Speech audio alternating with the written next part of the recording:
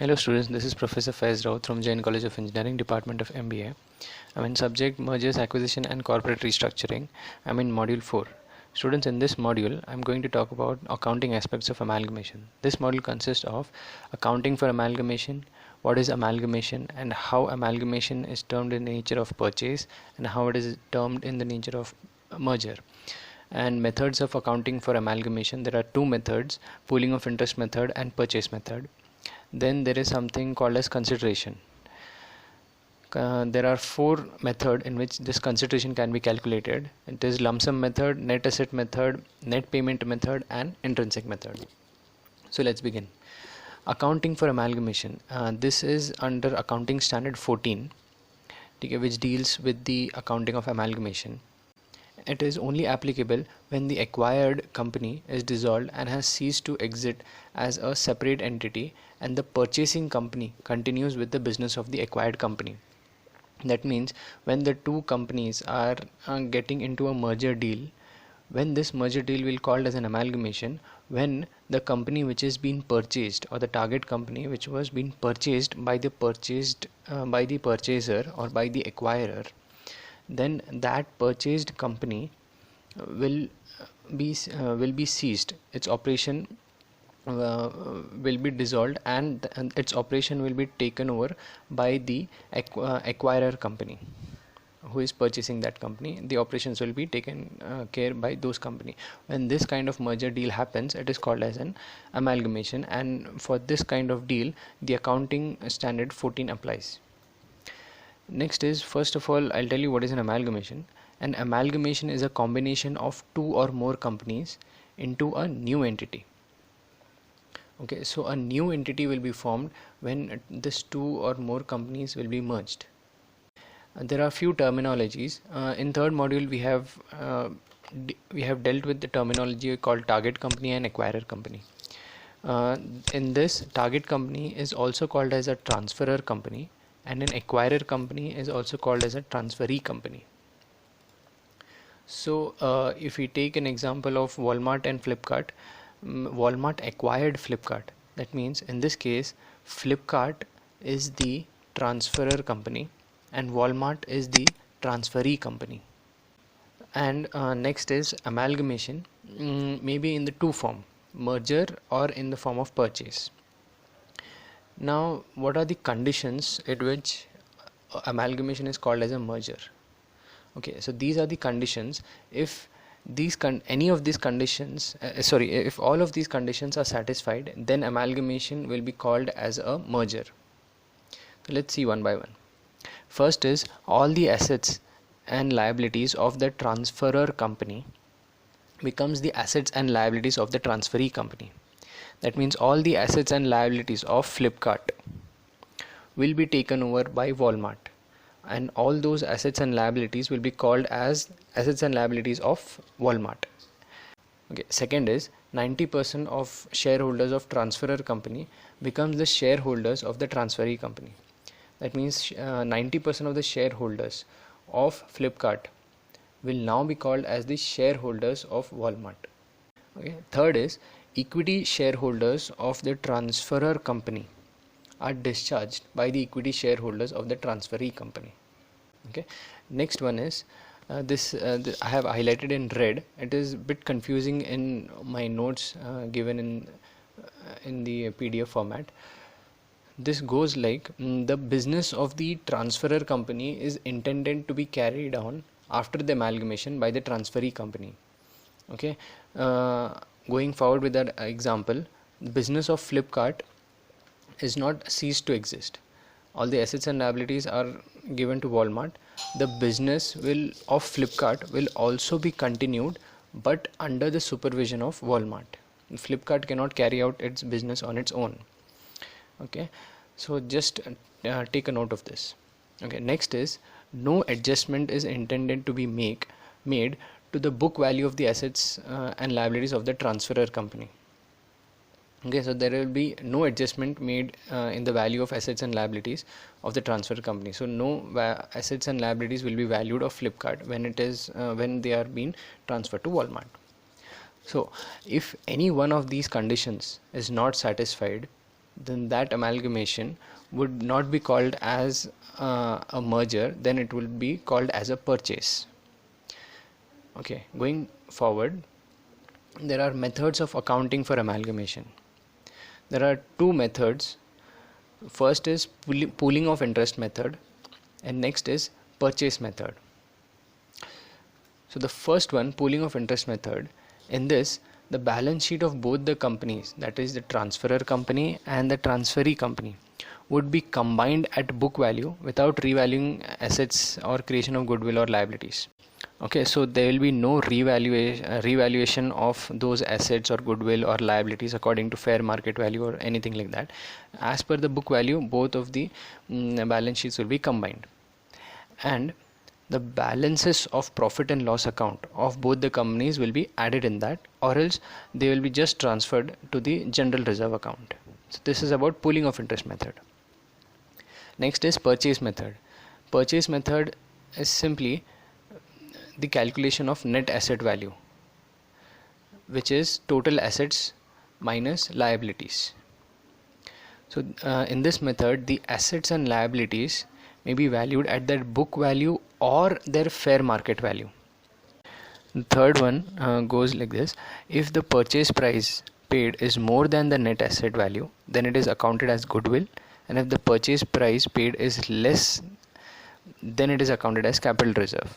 Okay, going forward with our example, if suppose after the calculation the net asset of Flipkart came around somewhere around 14 crores. Okay, 14 billion. If the purchase price, if Walmart pays price more than 14 billion, then the additional will be taken as a goodwill.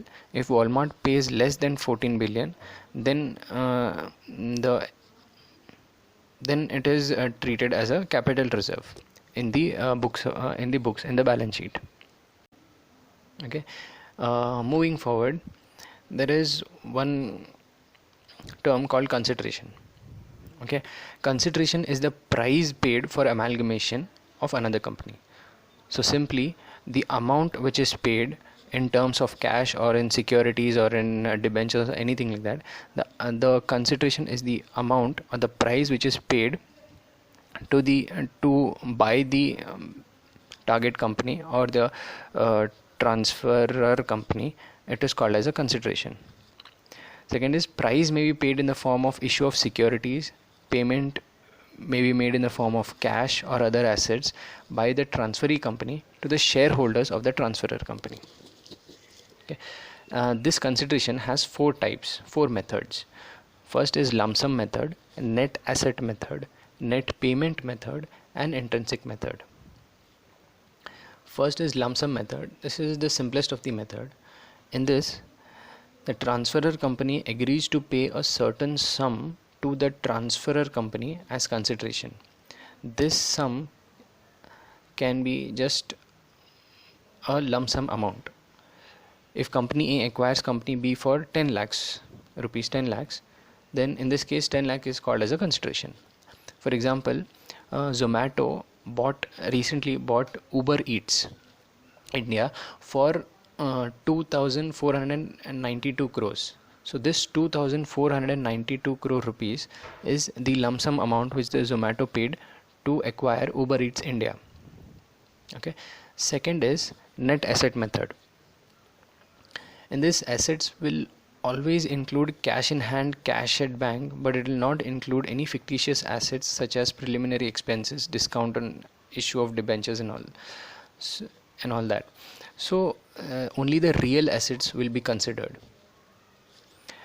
Second is, if the asset is not taken by the transferee, then it should not be included for the calculation of consideration.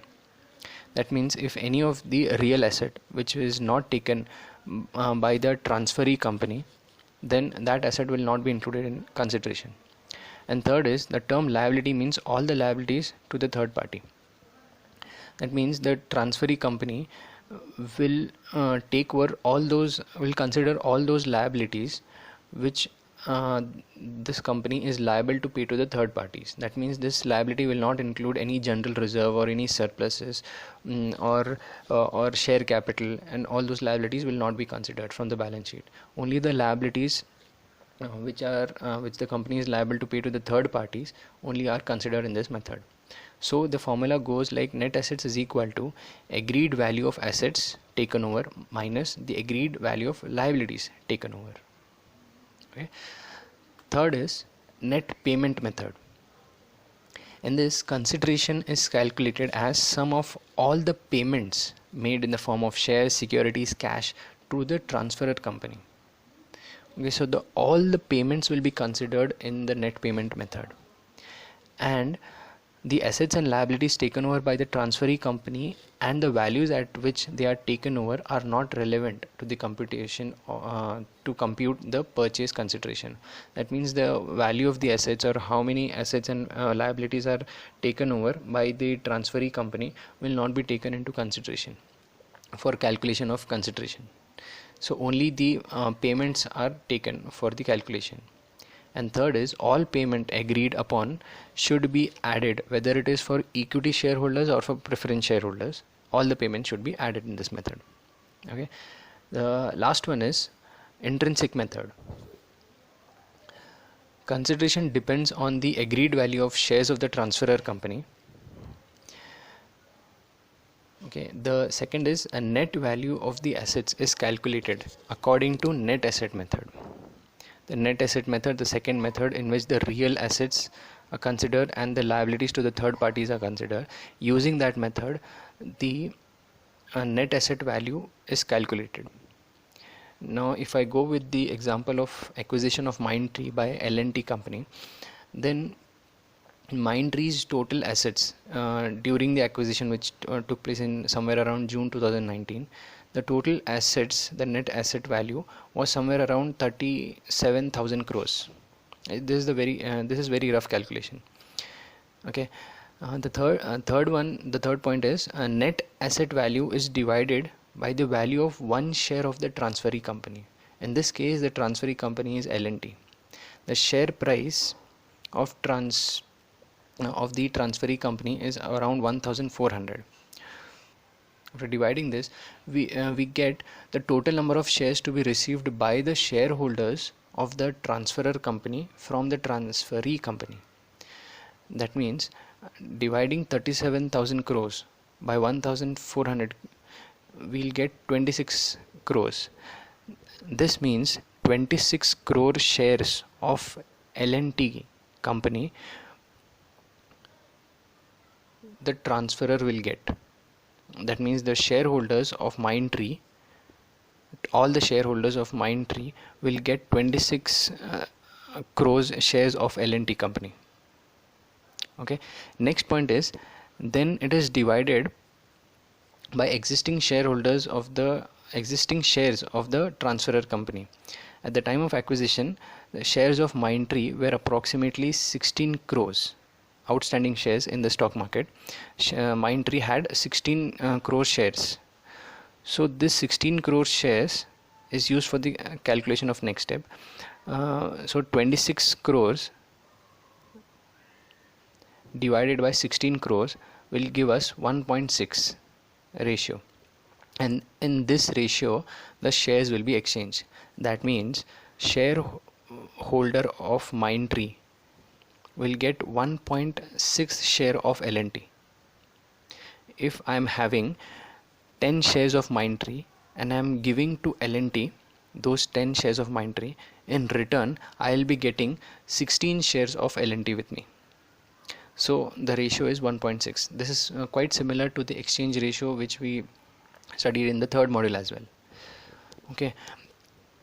Now after all this method, the intrinsic value is calculated, which is the assets available for equity shareholders divided by number of equity shares, which is 37 crore, which the assets of Mindtree will be divided by the 16 crores the outstanding shares of Mindtree, which comes to around 2,300. That means intrinsic value, the real value of Mindtree shares should be somewhere around 2,300 rupees. But during the time of acquisition, which was somewhere around June-July 2019, the market price of Mindtree was somewhere around 980. By this simple analysis, we can identify that market valued Mindtree at very lesser price, and L&T found this, and L&T went into acquisition of Mindtree. This is one of the way of analyzing this, and this calculation is very raw calculation. So and the deal did not happen this simple. There were many stages in deal. So this completes our fourth module. Okay, students, thank you for listening.